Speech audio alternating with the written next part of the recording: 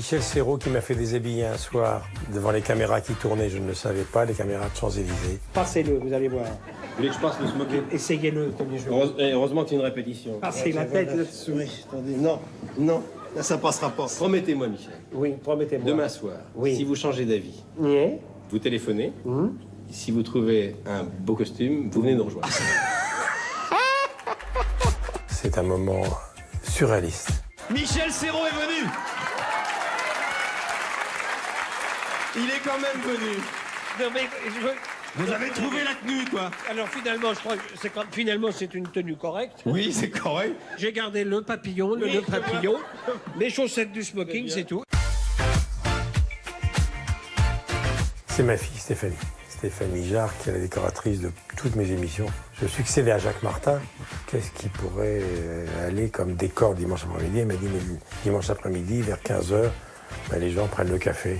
Elle m'a dit, je te faisais un canapé. Ce canapé rouge est devenu le canapé le plus célèbre de France. Donc on vient sans les canapés. On vient se faire druckeriser sur le canapé rouge. Étonnant. T'as pas aimé le disque, t'as pas aimé le livre, t'as trouvé que le film est un navet, tu sais pas quoi tu dis.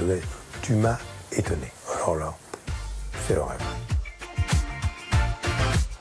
Maria Schneider, l'héroïne du dernier tango à Paris, elle avait tourné avec Brando, le film de Bertolucci. Il est difficile de se faire connaître quand on parle peu. Et je crois que vous, l'interview, c'est une chose qui vous met mal à l'aise, c'est ça?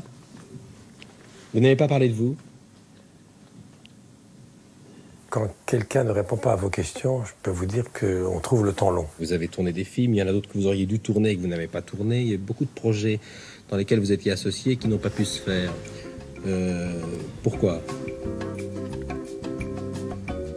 Je pense qu'elle avait sans doute absorbé quelques produits prohibés avant l'émission. Vous voyez ce que je veux dire?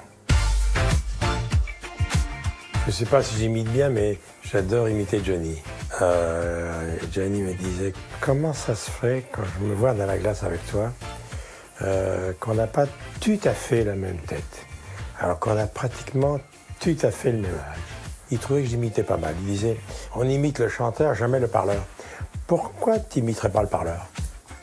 Alors je me lance de temps en temps pour rigoler, en pensant à Johnny, car je sais que ça le faisait marrer.